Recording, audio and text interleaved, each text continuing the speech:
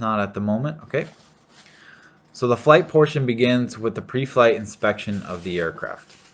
And a tip on this is to show up early to your check ride and do a very thorough pre-flight check. I think I was there 3 hours before my check ride. May not have to be that crazy because it is going to be a long day. But I got there and I started up the engine. I let it run for a bit. I checked the engine gauges. I even taxied around, checked the brakes. And I let the engine run because our aircraft at our flight club were notorious for being hard to start. So much so that we had to start them sort of with our made-up procedure that wasn't exactly matched in the POH. So what the POH said, to how it told us to start the engine, it wouldn't work, right? So these are old engines, and when they were cold in the mornings, they just wouldn't start. And so you're supposed to start it per the POH, and the examiner will tell you that if you're not doing that. So the only way to get it to be able to do that is to do it, like, let's say if someone flew before me, then the engine would start right up, no problem. So I tried to get my engine warm for my check ride, and I think it actually helped, because I didn't want to be sitting there failing to start the engine as the first thing on my check ride. So tip, get there early, do a thorough pre-flight, make sure you have no surprises during your actual check ride. All right, this is a big one. Use your checklist. Throughout your entire flight, you need to remember to use your checklist. Not only might you forget something, but your examiner will be grading you based off if you use them. So if you don't use them, they could fail you right there. Okay? So use your checklist even if you have stuff memorized, even if it's just, glancing down. Let's say to start the engine, the first 5 steps of the checklist. You can run those, but every few steps, look down, make sure you've done each step. So make sure you're using the checklist. And then throughout your flight, the examiner will be asking you to test your ability to multitask or to get you to slip up. Okay, so they will likely do this more towards the start of your flight, like during some of the more, they might not do it, while you're doing stall recovery or landing, but they're going to do it during things like taxi or climb out or cruise and stuff like that, because they want to try and get you, see if you can multitask, see if they can slip you up. So because of this, I recommend in your pre-flight brief, which you should already have this in there, but being emphatic on it, that you want silence during critical phases of flight, only to be broken if there's traffic or an impending emergency. So in your pre-flight brief, just say, all right, in critical phases of flight, that includes taxi, takeoff, and landing, I'm going to ask for silence in the cockpit during these times, and only break the silence if you see traffic or an impending emergency. So I did this, right? I tried to make it clear, and then the examiner still tried to talk to me and ask me questions during taxi, and I said politely, hold on one sec, I will answer you at the run-up area. I want to focus on taxi and my comms right now. So I said that nicely, and they seemed kind of annoyed because, but I'm the PIC, so they had to listen to me. So they said okay. And then the great thing was, by the time we got to the run-up area, they forgot what they were going to ask me, so I didn't get quizzed on anything. And this is totally fine for you to do, and they shouldn't get annoyed, because you're the PIC and you should have silence, and it's your cockpit. All right, so this is a totally fine thing to say, and I really recommend you do it. It also shows that you're in control of the cockpit and you're confident enough to tell the examiner, hey, be quiet right now. Obviously say it nicely, but I think that's a great tip. And then this is a big one. Remember your clearing turns. I've known people who failed because they do not do their clearing turns. In the Airman Certificate Standards, the exact procedure is described. Please review that. Your flight instructor may have taught you a little bit differently, and the examiner is going to be looking for you to perform them per the ACS. Okay, so remember and do these before each and every maneuver. All right, so don't forget your clearing turns and don't forget your checklist. All right, let's see if you guys have any questions. URL checklist in ForeFlight. It's great for this. Yes, yes they are. Okay, no questions though, so let's continue. So the general consensus flow of the flight portion will go as follows. So this is, I've talked to a lot of students, and this is pretty much how a check ride is going to go. I can almost guarantee it. I don't want to guarantee it because I want you to be ready for everything, but this is what you should prepare for. So you're going to do your pre-flight. You're going to activate a flight plan. You're going to perform engine start. You're going to taxi. You're going to do your pre-takeoff run-up. You're going to take off. You're going to climb out. You're going to be en route to first couple scenario checkpoints, and you're going to show off your skills of pilotage in dead reckoning.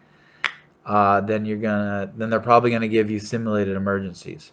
They may save these for later, but on my check ride and a few other students who have taken check rides lately, that's how they did it. It was kind of after the first couple checkpoints, to see that you can follow your cross-country plan, that you can time the route, that you can use pilot and dead reckoning. They said, hey, we have, vacuum annunciator light is lit up. Like, what do we do? So they'll start to give you some simulated emergencies. Then they'll give you a loss procedure. They'll say, hey, you're lost, or they may even make you put your head down and try and get you lost. And then you'll have to perform the loss procedure, and then you'll want to divert. They may not tell you to divert in any of these situations. They might say, they probably won't say, hey, like, do a diversion. That has to be your decision, right? So if your emergency dictates that you should perform a diversion, to go back and land safely, because something's wrong with the aircraft, you got to make that decision. Or if you're lost and you may say, okay, I found, let's say you're lost and you say, okay, I found where I want to go. We haven't burned too much fuel. We haven't burned too much time. I know where I'm at. We can continue on our cross country. You might say that, or you might say, you know what, like, after getting lost, we've been flying around for a while. This likely isn't going to happen, but you can say, I want to divert.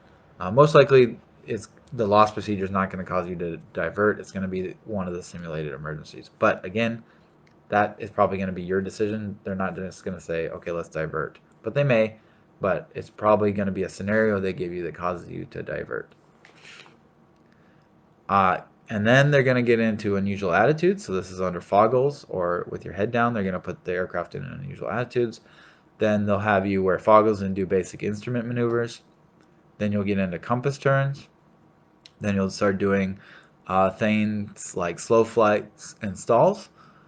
Then your ground reference maneuvers, S-turns and turn around point, steep turns, and then you'll return back. You'll return to base. You'll return back to your home airport. And at this point, I just want to mention that do not relax. We want to stay relaxed, but don't think that at any point until you've landed and done the debrief, the post-flight check and debrief, that the exam is over. So continue to fly and follow your checklist and do all your clearing turns, even even after you're done with all the maneuvers. Okay, so then when you get back, you're going to do specialty landings and takeoffs. So short field, soft field, no flap. So you want to be good on those. And then the final landing, you'll come to a full stop, and then you'll taxi back, and then you'll do your post-flight check and debrief. And again, the check ride is not done until the examiner comes over, shakes your hand, and says, congratulations, you're now a pilot, which is the best feeling in the world. And it's going to happen to you guys. I guarantee it. So just stay steady all the way through until the very end. And then I just mentioned to close flight plan if you haven't already. Don't forget to do that. You can do that in the air once you've deviated from your cross country, or you can wait till the end. And just be sure that you do that. Okay, so let's see if there's any other questions. Nope. Okay, so the final thing is some tips that I have for you to prepare, or for you, to know about for your check ride. So the first one is making a good first impression. I talked about this a little bit, but the Private Pilot Airman Certificate Standards, ACS, describes exactly how and what you'll be graded for each and every subject maneuver. Some of these are clear-cut pass-fails. So like when you want to do steep turns, for example, you got to stay within plus or minus 100 altitude, 100 feet altitude, right? So that's a clear-cut pass or fail. You know, there's numbers to that. But then others give some leniency given to the examiner. They'll say like, you know, shows competency and blah, blah, blah. And this gives some leniency for the examiner to decide for themselves whether you actually do that or not. And for this reason, it's good to make a first good impression. You want to get on the good side of the examiner, right? So be prepared with your documentation and study up to ace your oral exam. It's very important. You know, if you spend hours and hours on your oral exam, one, it's not bad, it's not the end of the world. But if you know your stuff and you get through your oral exam faster, one, you're going to be less fatigued for your flight. But two, your examiner is going to be like, wow, this person really knows their stuff. They're prepared. I'm feeling great about this check ride. The last thing you want is a nervous examiner. So, and then follow checklists. Be confident. Be confident on the radios. Be confident on takeoff and taxi. And then as you take off, rotate at your airspeed. Call it out. Climb on centerline. Use right rudder. And use smooth coordinated turns on your turnout. And this right here, if you just master all these things right here, your examiner is going to start to relax. All right. So then later, you know, if there's a little gray area, they might rule in your favor. All right. So that is a tip, a good tip, I think. All right. The next tip: know your options. So there's 3 possible outcomes for your check ride. Satisfactory means you passed. Unsatisfactory, you failed. Don't want that. Or a discontinuance. So that's the rest of the exam. What's remaining is postponed. A discontinuance occurs when things like equipment failures, weather, or human factor issues crop up that are really out of your control. So let's say a thunderstorm comes in and you guys can't fly during a thunderstorm, so you're going to postpone the exam. You can ask for a discontinuance at any time. So if you feel stressed, fatigued, or have other personal factors hindering you from performing, you know, this is a safety thing. If you think that after a long oral, you're exhausted, maybe you're hungry or stressed out, this may be the perfect time to just say, you know what, I don't feel up for flying. I did my I'm safe checklist, and I'm a little stressed out, I'm fatigued, and I'm hungry, and I would like to ask for a discontinuance. This is not a bad thing. This is you showing that you're making good risk management decisions. This is a good thing. The examiners, he or she might be like, ah, crap, I got to come back, but they're not going to charge you again, and you're allowed to do this, and this shows that you're being smart. So you get up to 60 days to schedule the remaining of this exam and pick up where you left off. So if you ask for a discontinuance after your oral, then when you come back, you're just gonna go straight into the flight. Okay. All right. So let's see if there's any questions real quick. Do you have to pay the same amount on a discontinuance? No, a discontinuance you do not have to pay. So I had a discontinuance on mine. So I think my check ride was like $600, and we so actually on a discontinuance I got lucky because there was a bolt missing on the propeller nose assembly. It wasn't the actual propeller assembly, but it was at the bottom of the nose cone assembly. There was a bolt missing, and I found it on my pre-flight check ride, and so we had to get that fixed, and so we had a discontinuance for the flight, which in the long run I really liked because I could, you know, come back a new day refreshed and just have to focus on the flight.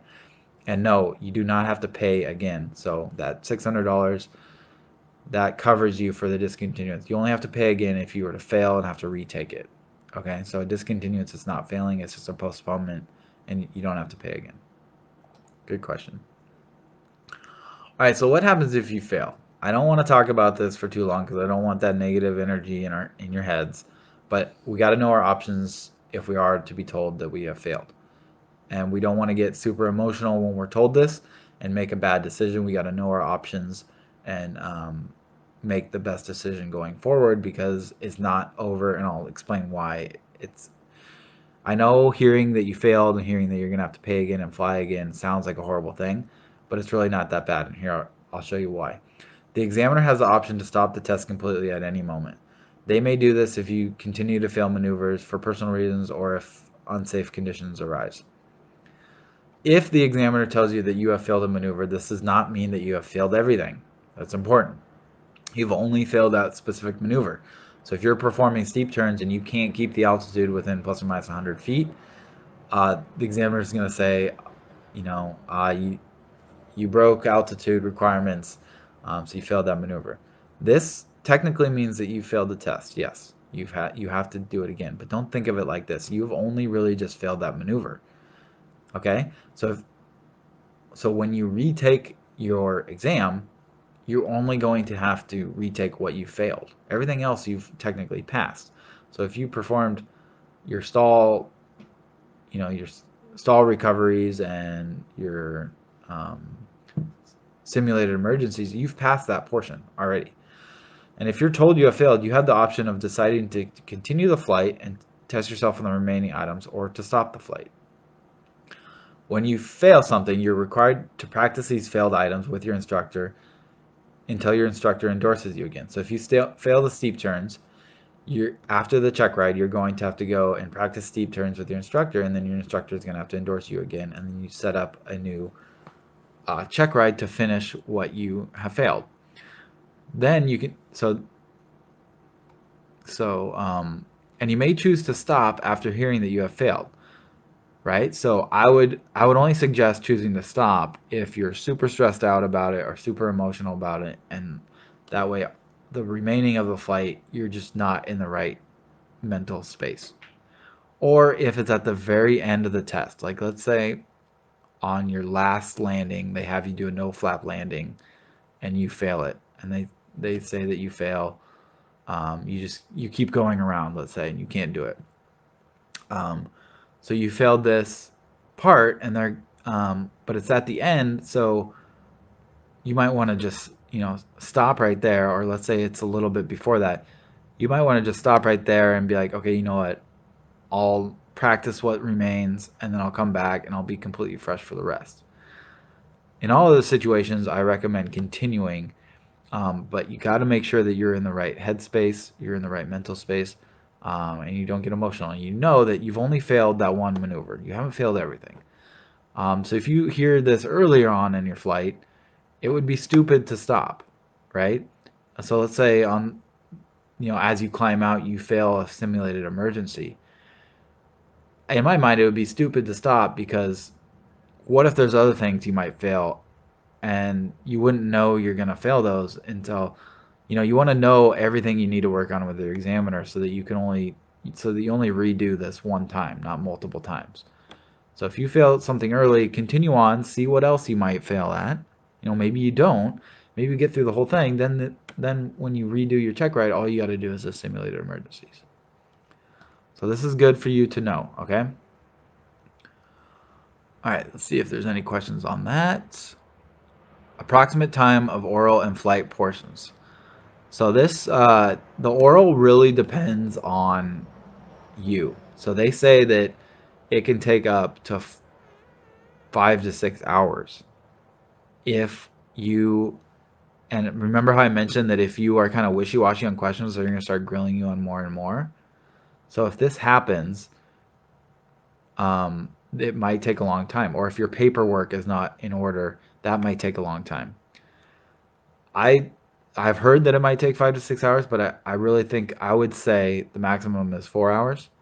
But mine took about a little bit less than 2 hours. I knew my stuff. I had my paperwork ready, and it was not that long. So I would say if you're really prepared, 1.5 to 2 hours, and if you're not prepared, anywhere from 3-4 hours. And then for the flight's going to be about a couple hours, no matter what, right? Unless you fail miserably really early and then it's cut short, or it's cut short for a discontinuance. But yeah, the flight's going to be about a couple hours to do all that stuff. Good question. All right, so this last tip is something that I use and that I need to use even more of in my life because it really works. It sounds weird, but it works. So you haven't tried it, I really recommend you try it. And that's visualization. And with flying, it's chair flying. So it's the mix of the two. So I used this trick to prepare, and it worked. It worked wonders for me. So I recommend flying and practicing your check ride. Uh, I recommend flying and practicing your check ride for real with your instructor multiple times before your check ride. But I also highly recommend doing this chair flying the night before. So the night before you check ride, sit in a chair, close your eyes and visualize the entire check ride in your mind.